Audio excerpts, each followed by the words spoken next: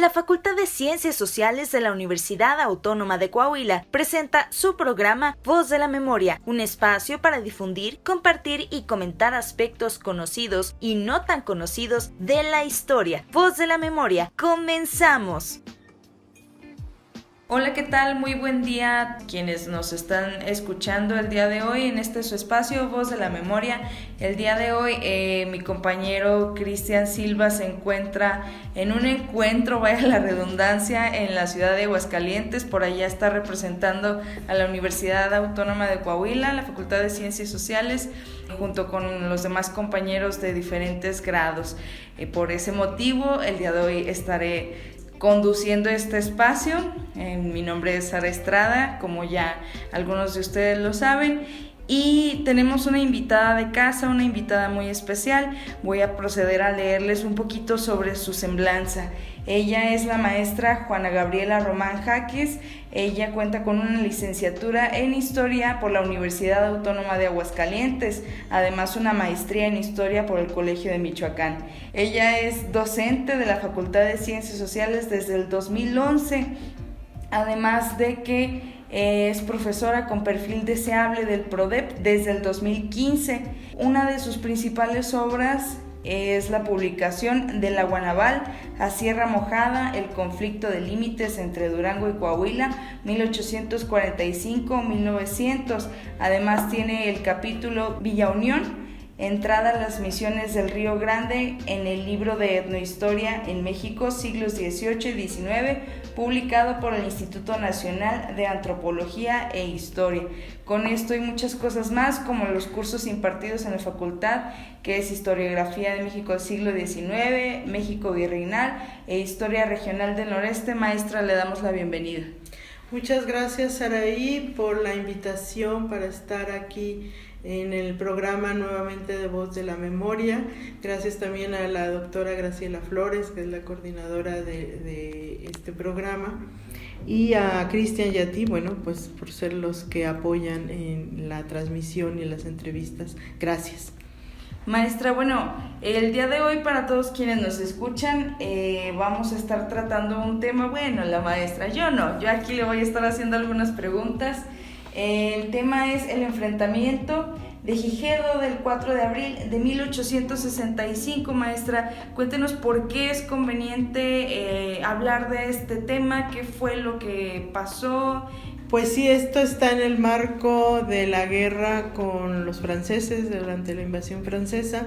Es uno de los enfrentamientos que se dio en el norte o norte-noreste de aquí de México durante estos años de la intervención francesa. Ese año hubo 3 enfrentamientos entre el ejército republicano, o más bien las guerrillas republicanas, contra el ejército franco-conservador, ¿no? Una fue en Gigedo precisamente, el otro enfrentamiento fue en Cedral, y el tercer enfrentamiento fue aquí en La Angostura, al sur de Saltillo. Son los primeros 3 grandes enfrentamientos de las guerrillas, porque realmente ya se estaba volviendo una guerra de guerrillas entre los republicanos y los invasores, ¿no? Resulta conveniente, maestra, porque como menciona el título, acabamos de pasar el 4 de abril, ¿verdad? Entonces sería como a manera de conmemorar, podría decirse. Sí, es conmemorar cada año en el pueblo actual de Villa Unión. Antes se llamaba San Pedro de Gigedo, por eso en los documentos te va a aparecer así, no aparece Villa Unión. Y se hace una conmemoración en el monumento que existe a este enfrentamiento, porque tampoco es una batalla, fue solo un enfrentamiento, digamos, de mediodía o menos de mediodía entre los dos ejércitos, o más bien la guerrilla republicana contra el ejército franco-conservador. Y cada año va, sobre todo la gente de la región de los 5 manantiales, como le llamamos nosotros ahora, es la que conmemora esta fecha. Van los alcaldes de todos los municipios cercanos ahí a Villa Unión, a este sitio, y hacen una pequeña ceremonia cívica, ¿no? Maestra, ¿cuál sería el contexto que se estaba desatando por ahí de 1865? Bueno, acuérdate, en 1864, para el segundo semestre de ese año, prácticamente el noreste ya estaba ocupado por el ejército franco-conservador, poco a poco habían ido cayendo las ciudades en manos de ellos. Por eso el presidente Juárez se tuvo que ir de Monterrey, tuvo que salir en el verano de 1864 rumbo a Chihuahua y después para quedarse ya en Paso del Norte, lo que ahora es Ciudad Juárez, porque ellos ya estaban aquí, o sea, llegaron a ocupar desde San Luis Potosí hasta la frontera con los Estados Unidos, o sea, todo el noreste, ¿no? San Luis, Coahuila, Nuevo León y Tamaulipas fue cayendo poco a poco en manos del ejército franco-conservador. Por eso la batalla va a ser en la primavera de 1865, porque van a empezar a llegar cada vez más contingentes de franco-conservadores, o incluso de estos grupos que tienen los franceses, ¿no? Especializados en el desierto. También van a empezar a ocupar el noreste, pero se va también a empezar a dar cuenta el ejército franco-conservador que está lleno de guerrilleros. Por todos lados los van a empezar a combatir. Y en el caso de Coahuila estaba dividido, o las guerrillas estaban divididas en 3 grupos. En la guerrilla de la Laguna, que ya existe para este año, la guerrilla de Saltillo, Concepción del Oro, o sea, el sur del estado actual y el norte de Zacatecas, y la guerrilla que estaba de Monclova hacia el Río Grande. ¿Quiénes lideraban estas 3 guerrillas? Son diferentes personajes, ya son de segunda generación, digamos, no habían participado, salvo creo que los de la guerrilla del enfrentamiento en Gijedo sí habían participado en la guerra con los Estados Unidos, siendo muy jóvenes, porque ya habrán pasado más de 20 años después de la ocupación norteamericana. En el caso de Saltillo también el general, y bueno, todavía coronel Victoriano Cepeda también ya había participado durante la ocupación norteamericana combatiéndolos. Y en el caso de la Laguna, sí, no, ellos nunca habían participado en un enfrentamiento armado formal, pero sin embargo tenían mucha experiencia en la guerrilla. Por eso también el presidente Juárez los apoyó mucho, sobre todo a Jesús González Herrera, que es el líder, digamos, de la guerrilla en la Laguna, que es de Viesca, y anduvo ahí combatiéndolos hasta que se van a unir todos en 1866 para echarlos en la batalla de Santa Isabel en Parras, que es donde ya estuvieron todos presentes, la gente del norte de Coahuila, la del sur y la de la Laguna. Específicamente en este contexto, ¿cómo empiezan a conformarse estas guerrillas? Y también, bueno, no sé si esté bien preguntar de dónde ellos tenían como sus ingresos, cómo subsistían o cómo hacían para tener pues alimento, armas, no sé. Pues parte del éxito de la guerrilla que ellos, bueno, habían formado desde la invasión norteamericana, que fue su primer gran ensayo guerrillero que tuvieron aquí en el noreste, aunque algunos historiadores, bueno, incluso hablan que podemos hablar de guerrillas desde la época de la independencia, que eso no está estudiado todavía bien, pero ya para la guerra con Estados Unidos sí tenemos más información. Y bueno, en el caso del norte, de donde fue este enfrentamiento en Gijedo, pues son los mismos propietarios los que se armaron contra el ejército invasor. Si tú ves los apellidos, son Flores, son de Hoyos, son Garza, incluso ahora todavía tienen descendientes ahí, ¿no? La gente, son los rancheros del norte del estado los que se van a unir para combatir al Segundo Imperio, son republicanos, porque ellos venían de una tradición republicana federalista. Entonces ellos no aceptaban el imperio, nunca lo aceptaron. En el caso del sur del estado, aquí sí está más difícil decir si desde el principio fueron republicanos o no, o en el caso de Parras, pero en el caso del norte creo que es muy claro que ellos siempre le apostaron a la república, y son los mismos propietarios, y ellos mismos además estaban armados por la guerra contra los indios. O sea, la gente del norte de México, de todo el norte, bueno, de lo que ahora es el norte para nosotros, siempre estuvo armada por la guerra continua contra los nómadas, ¿no? Entonces ellos tenían armas, a lo mejor no muy nuevas, no muy actualizadas, pero les daban la guerra a los franceses, ¿no? Les dieron la guerra a los franceses, igual los de la Laguna.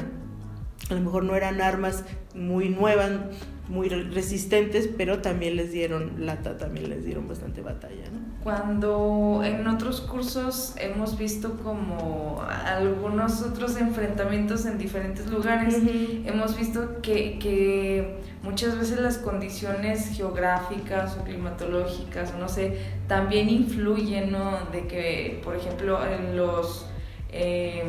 las personas oriundas o locales de tal lugar, como que utilizan estos factores para jugar en contra de, pues, sí, de contra quienes están luchando. ¿Podría haber sido el caso también o no influyó, no tuvo ninguna relación? Sí tuvo que ver, porque de hecho se habla de un arroyo que le llaman el arroyo de Díaz, por el sitio, o sea, es un rancho de una familia Díaz, entonces era el arroyo de los Díaz. Ahí fue donde se dio el enfrentamiento y donde los vencieron, precisamente porque ellos conocían muy bien su territorio, es gente de la localidad y los otros no, y eras que no, es gente extraña. Venían, traían planos, quizá mapas, no sé, ¿no? Los de la Legión Extranjera, que te digo que este grupo que formó Francia en 1830, cuando empezó a ocupar África, y se especializaron sobre todo en regiones desérticas, por eso los trajeron también Napoleón III, porque sabían que México, una parte del territorio, o gran parte del territorio, pues es un semidesierto. Entonces, aún siendo la Legión Extranjera, algunos ahí les fue bastante mal, ¿no? Y eso mismo les va a pasar un año después en Santa Isabel, en Parras. Es un arroyo también, el arroyo de la Hacienda de Santa Isabel, donde los van a terminar de acorralar los mexicanos. Y ahí es donde se va a rendir el capitán francés para que ya no lo siguieran matando, y no tenía caso ya, ¿no? Estaban ya casi en retirada el ejército francés. Un año siguiente, después de Gigedo, pues prácticamente ya estaban considerando la retirada, entonces ya no querían perder más elementos valiosos, ¿no? Sobre todo de la Legión Extranjera. ¿Habrá forma de saber, maestra, si algún registro, algún documento que nos diga si algunas de las, no sé si se diga táctica, que utilizaron, por ejemplo, en África, la hayan utilizado también aquí, o algún intento?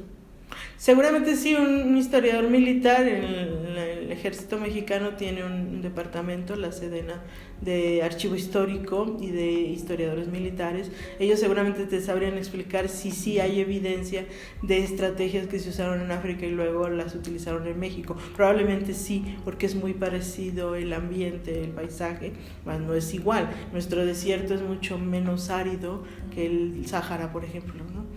Por ejemplo, aquí lo de los camellos pues no se da.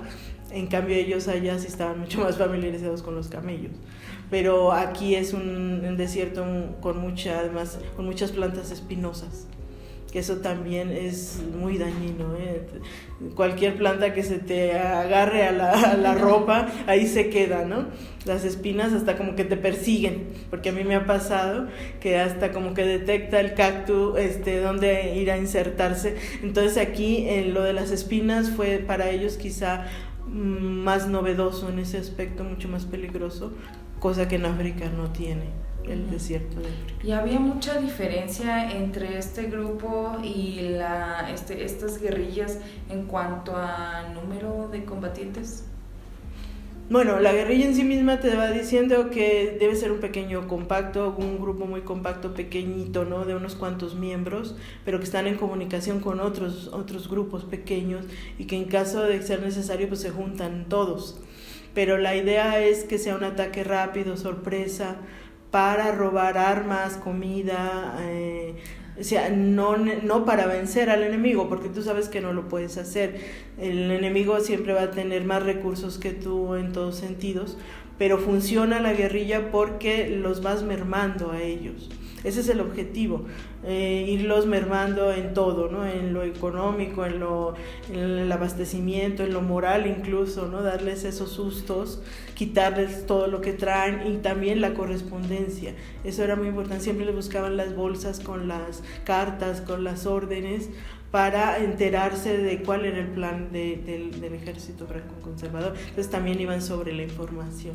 Uno no pensaría que es importante tomar en cuenta como esta cuestión, no sé, emocional o ¿sí hay como algún registro también de eso, maestra? Que nos diga el impacto emocional.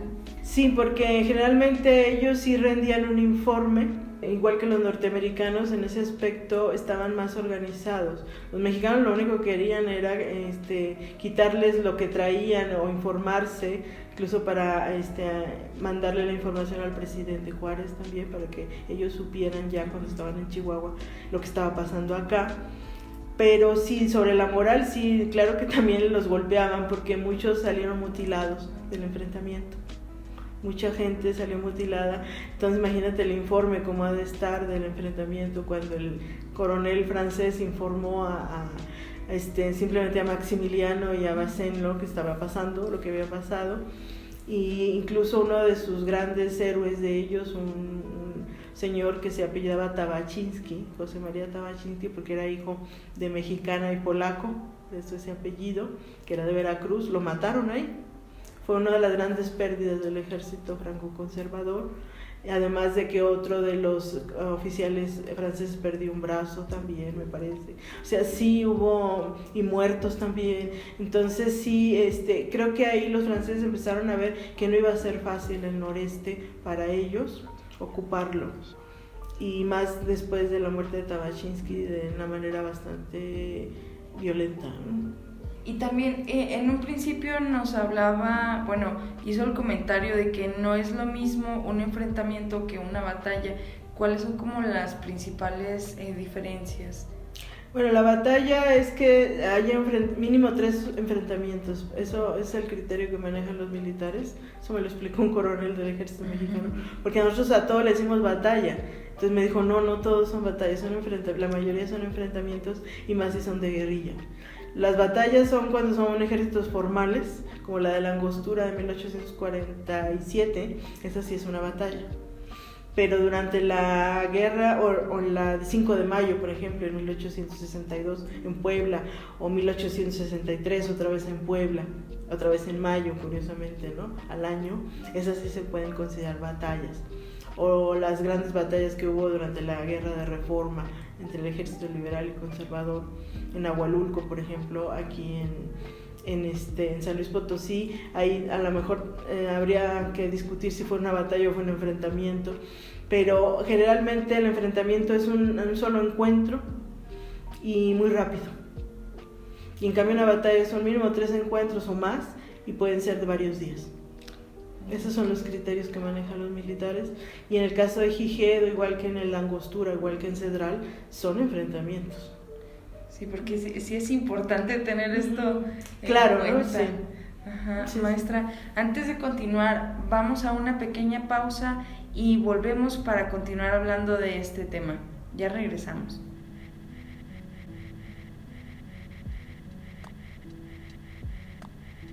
Ya regresamos a este su espacio Voz de la Memoria, y un aviso parroquial, como ya es costumbre, para invitarlos a que conozcan la licenciatura en Historia que oferta la Facultad de Ciencias Sociales de la Universidad Autónoma de Coahuila. La facultad, déjenme decirles, se ubica en la zona centro de Saltillo, en el cruce de las calles de Hidalgo y Juárez. Por aquí tenemos nuestras puertas abiertas para que quien sea gustoso de visitar este hermoso edificio, que por supuesto guarda historia consigo, pues es bienvenido. Y pues bueno, vamos a seguir con esta entrevista del día de hoy. Les recuerdo, tenemos a la maestra Juana Gabriela Román Jaques.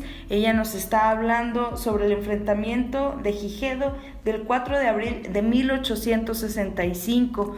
Y bueno, sobre esto, maestra, quería preguntarle si en este enfrentamiento hubo participación de las mujeres. Bueno, en general en todas las guerras en México, durante el siglo XIX y todavía durante la Revolución, que bueno, es donde más mujeres conocemos su participación, siempre los ejércitos mexicanos siempre llevaron mujeres, simplemente para la cuestión de la alimentación, ¿no? Y para la cuestión higiénica y de médica, porque el ejército mexicano hasta el siglo XX tuvo realmente, hasta la Revolución Mexicana, un equipo de médicos especialistas en atender heridos de guerra. Los ejércitos mexicanos del 19 no lo tenían. Tenían médicos, pero ellos no tenían un equipo médico especializado con más hombres, diríamos, ¿no? Con enfermeros y eso, sino que los mismos oficiales o soldados les ayudaban a ellos, y entre ellos también estaban las mujeres para atender heridos y para preparar alimentos. Entonces siempre la colaboración de las mujeres siempre estuvo presente desde la Guerra de Independencia en México. Y en este caso de las guerrillas, pues con mayor razón, porque ellas pues se quedaban en los ranchos, te digo, eran los mismos rancheros de ahí del norte del estado los que organizaron las guerrillas, y claro, pues sus familias sabían que andaban en eso, y también sus esposas, sus hijas, o sus mamás, ¿no? De los señores o de los muchachos, que también llevaban gente muy joven. Maestra, fuera del aire, usted me estaba contando como algunas de las diferencias, ¿no? Entre pues el norte, sobre todo la frontera norte y los territorios un poquito más hacia el centro, como estas diferencias en cuanto a combate, en cuanto a técnicas, no sé, y mencionaba esta parte, ¿no? Que como en algunos grupos pues ya no se tomaba en cuenta la participación femenina, ¿no? ¿Nos podría platicar un poquito más sobre esto? Bueno, este estudio lo hizo, si mal no recuerdo, Luis Medina Peña, es un historiador de Nuevo León. Él trabajó mucho el Ejército del Norte, el ejército que formó Santiago Vidaurri durante la Guerra de Reforma, incluso un poquito antes él lo formó, que creo que es una de las consecuencias de la invasión norteamericana aquí en el noreste. Los gobernadores empezaron a dar cuenta que necesitaban un ejército permanente para defender la frontera en caso de una nueva invasión norteamericana y para seguir combatiendo a los nómadas, en este caso a los comanches. Entonces él va a lograr tener un ejército regular, digamos muy bien equipado, muy bien entrenado, con uniformes, listo para el combate, y es el que va a participar en la Guerra de Reforma a partir de 1858 por el lado republicano, pero también van a tener una disciplina muy diferente al resto del ejército mexicano. Entonces vamos a tener aquí en el noreste como un ejército paralelo al ejército mexicano, con una visión más norteamericana, con una disciplina más tipo gringa que mexicana. Y eso es lo que analizó Medina Peña en su libro que se llama Los Bárbaros del Norte, que es bellísimo el libro porque además está muy bien escrito, te atrapa el discurso del doctor, pero porque te explica todos estos pequeños detalles, ¿no? Porque realmente fue un ejército exitoso, el Ejército del Norte formado por Vidaurri, y porque de hecho va a ser el que va a ayudar a triunfar a la República durante la Guerra de 3 años contra los conservadores, precisamente por esa disciplina que tenían, las armas nuevas que tenían. Y en ese caso hace mención también en algunos informes de que ellos no llevaban mujeres ya. Tienen un modelo más norteamericano, más europeo. Y en cambio, al llegar a San Luis Potosí, que era lo que contábamos hace un momento, pues se sorprendieron que el ejército republicano de San Luis Potosí tenía mujeres ahí, ¿no? En los cuarteles, por como había sido la intervención femenina durante la guerra en este país durante todo el siglo XIX, y eso no les gustó a los generales del Ejército del Norte, que hubiera esa presencia de mujeres en los cuarteles, porque ellos ya habían logrado más o menos disciplinar a sus soldados, ¿no? Acá en el norte, estoy hablando de Nuevo León y Coahuila. O sí hubo como un amalgamiento, ¿no? De que por ejemplo, estos ejércitos de San Luis adoptaran ya las técnicas o las costumbres de los ejércitos de la frontera. ¿Sí pasó o no pasó? Yo ahí tengo duda de que haya pasado, de que lo hayan adoptado, porque ellos pues realmente después de la Guerra de Reforma se van otra vez a replegar hacia el norte, a esperar lo que suceda, que no es más que la invasión francesa, que esa es la respuesta del grupo conservador derrotado en la Guerra de 3 años, que van a ir a invitar a Maximiliano a que venga, apoyado por el ejército francés, a fundar el Segundo Imperio Mexicano. Entonces no creo que eso haya pasado para el centro, O sea, no fue tan larga la Guerra de Reforma como para que hubiera calado, digamos, hubiera impuesto un ejemplo a los militares del centro y del sur de México, porque fueron 2 años y medio nada más lo que se peleó la guerra de reforma. A lo mejor si se hubiera alargado más el enfrentamiento entre los mismos, entre republicanos y conservadores, a lo mejor se hubieran logrado imponer esas costumbres o esa nueva estrategia militar de disciplina que ellos tenían, pero no fue tan larga, no creo, la verdad. Pero no conozco un trabajo que hable sobre eso, pero no creo. Maestra, ¿y qué pasó después de pues toda esta como serie de enfrentamientos contra el ejército francés? Bueno, por ejemplo, también mencionaba esta parte de que empezaban como a cazar, por así decir, a las familias que simpatizaban, ¿no?, de alguna forma con ellos. ¿Qué sucedió? Bueno, más que es como una especie de discriminación que se va a empezar a hacer por parte de los republicanos cuando ya triunfa la República en 1867 sobre las familias que habían participado apoyando a los franceses. Claro que sí hay una cierta discriminación, un cierto señalamiento social porque habían sido conservadores o que habían apoyado la invasión. Y eso lo va a empezar a combatir luego Porfirio Díaz en cuanto llegue a la presidencia. Va a empezar a hacer una especie como de reconciliación nacional 10 años después, porque él ve que es necesario, que los mexicanos pues no podían vivir enfrentados ni en el presente ni por el pasado de lo que había sucedido.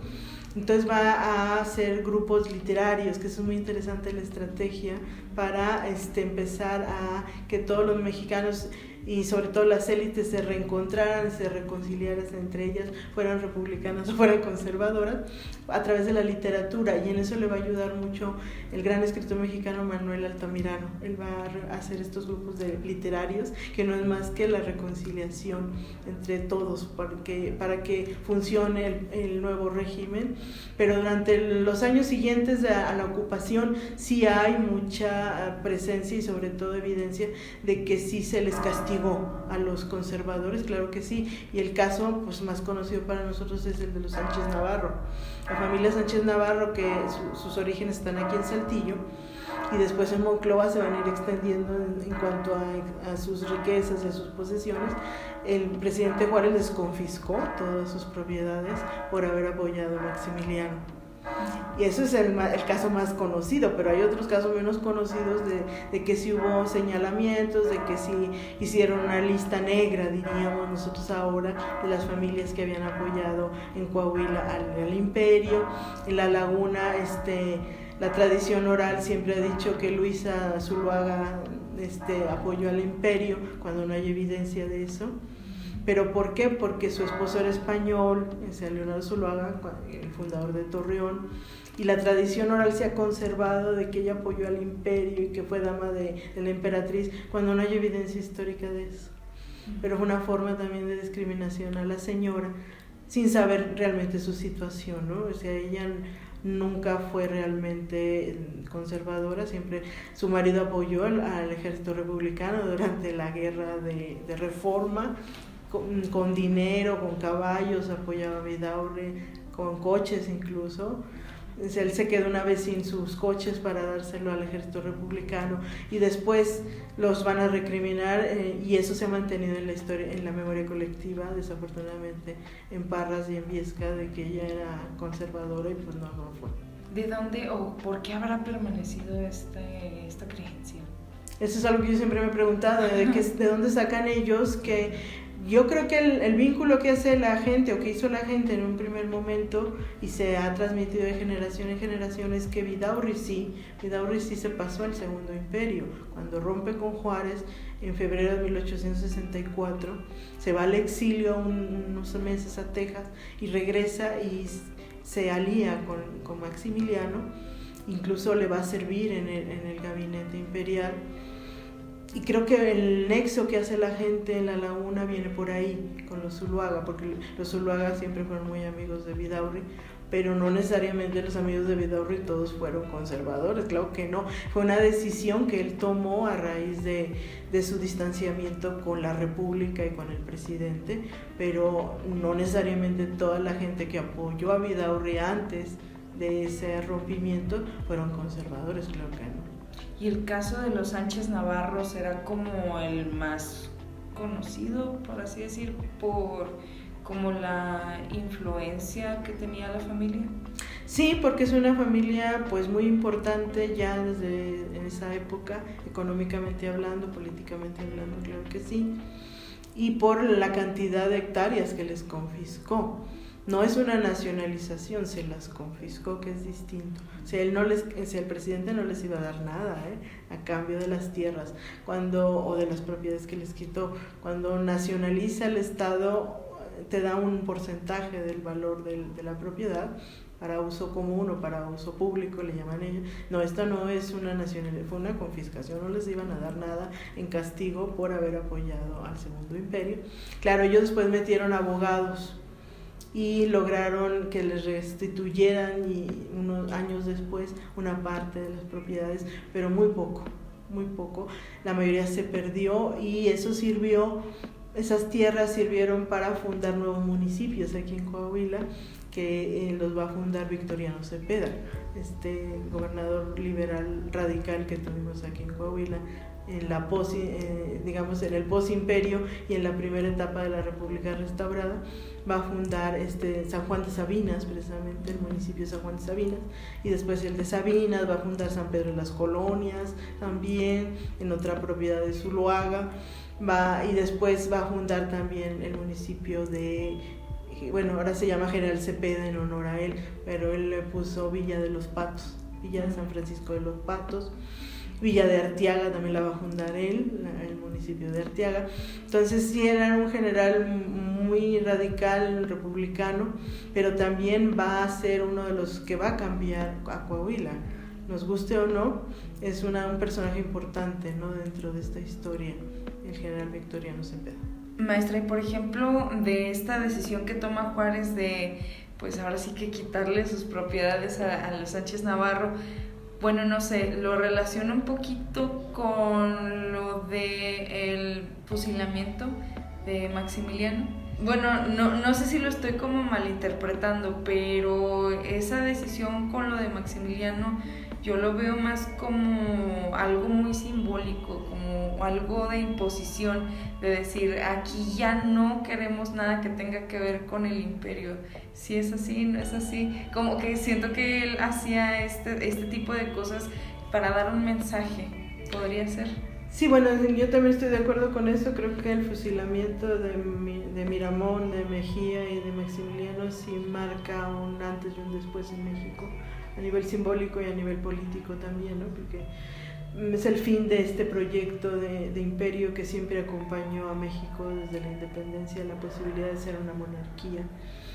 Pero también está el juicio que se les hizo, no solo fue por la invasión, sino por la cuestión del decreto que él había firmado, Maximiliano, presionado por Bazaine, por el general comandante del ejército francés, para que asesinaran sin juicio previo a todos los que estuvieran bajo sospecha de apoyar a la República.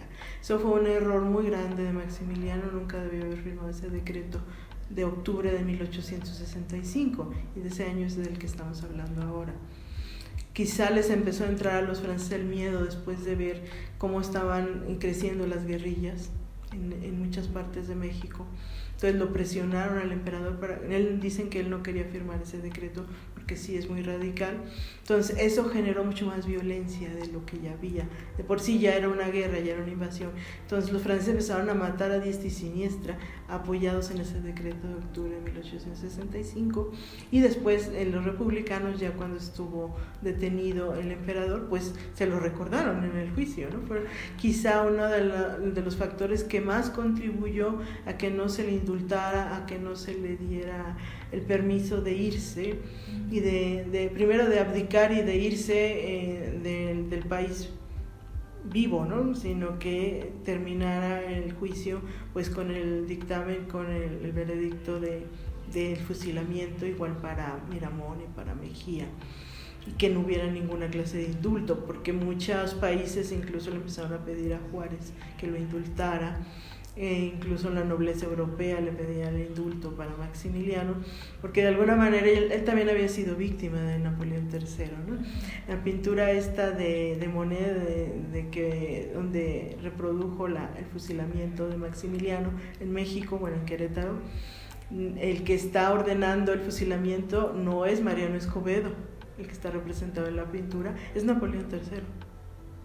Quiere decir que para los franceses también el gran culpable de la muerte de Maximiliano, igual para los austriacos, no era Benito Juárez, realmente no era el general Escobedo, que además era de aquí de Nuevo León, sino era el propio Napoleón III. Él lo había de alguna manera engañado, lo había traído con engaños, porque sí lo manipuló para que aceptara el trono de México, sabiendo que la situación aquí no era nada fácil, que no la iba a tener nada fácil, y después lo dejó a su suerte también, ¿no? Entonces, por eso Manet lo pone así, Manet, en la pintura, el rostro del general que está ordenando el fusilamiento es Napoleón III.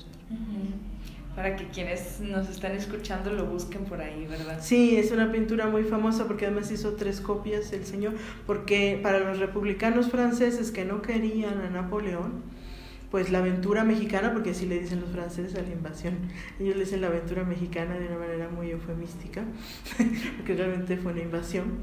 Ellos apoyaban a los republicanos mexicanos. Víctor Hugo es quizá el que más encabezó esa rebelión, ¿no?, contra Napoleón III, y el apoyo al gobierno de Juárez y al pueblo de México.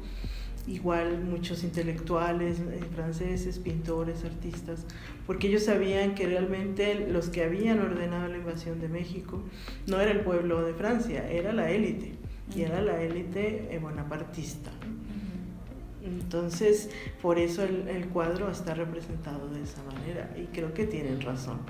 Él es el gran orquestador de todo esto, junto con el aliado realmente con los conservadores mexicanos, fue Napoleón III, ni siquiera fue Maximiliano. Volviendo un poquito a la figura de Juárez, maestra, ¿nos podría contar sobre si tuvo presencia él mismo aquí en nuestro estado? Sí, bueno, él va a estar aquí unos meses y va a devolverle la soberanía a Coahuila, que eso fue muy importante, fue algo que le pidieron casi desde que llegó, desde que arribó. Él llegó en enero de 1864 aquí a Saltillo, y al mes siguiente va a decretar la separación de Coahuila a Nuevo León, cosa que había hecho 8 años antes Santiago Vidaurri, había anexado Coahuila a Nuevo León, bajo una serie de criterios pues un tanto extraños, por su relación que él tenía con algunos de los congresistas en México que hicieron la Constitución de 1857. Por eso en esa Constitución aparece Coahuila y Nuevo León, el estado de Nuevo León y Coahuila juntos. Entonces, parte de la solicitud del pueblo de Coahuila, en particular de la élite de Saltillo, fue que le devolviera la soberanía, que lo separara una vez más, y a partir de ahí, a partir de febrero 26 de 1864, Coahuila vuelve a ser un estado más de la Federación y de la República. Y ya después de que pasó todo lo del fin del Segundo Imperio, el Congreso en 1868 ratificó pues el decreto del presidente. Bueno, ahí es un poco así en unas cuantas palabras lo que pasó en esa época aquí con Juárez. Por eso la gente en Coahuila lo quiere muchísimo a Juárez, más allá de que sea el presidente que mantuvo la unidad del país, de que es el benemérito de las Américas. Y te diré algo, el primer municipio, según lo que yo sé, que tuvo el nombre de Juárez es aquí en Coahuila. Wow. A ese grado la gente de Coahuila le agradeció al presidente haberle devuelto la soberanía. Y bueno, creo que incluso todavía estaba vivo cuando fundaron el municipio de Juárez, que ahora está en el norte, que es vecino de Villa Unión, de lo que estamos hablando ahora, de allá de Gijedo, está muy cerca.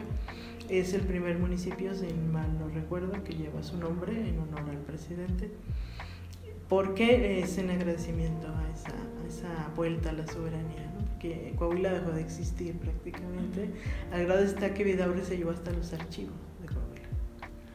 Muchos años el Archivo General del Estado de Coahuila estuvo en Nuevo León.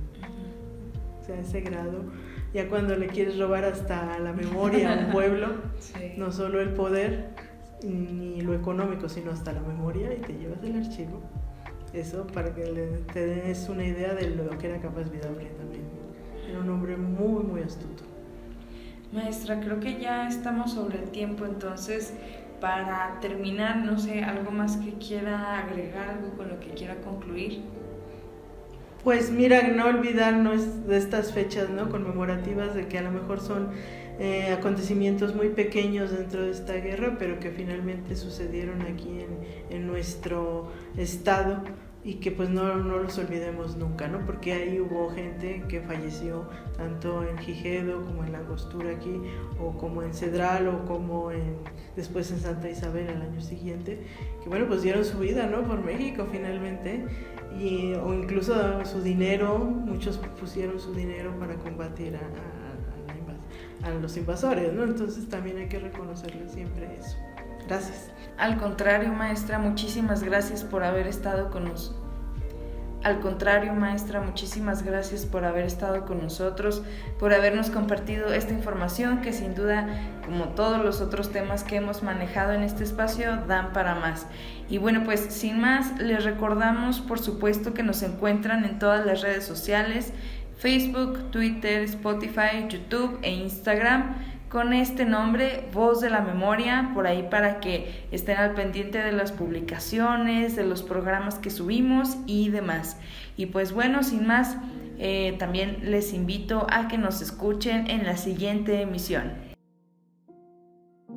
La Facultad de Ciencias Sociales presentó Voz de la Memoria.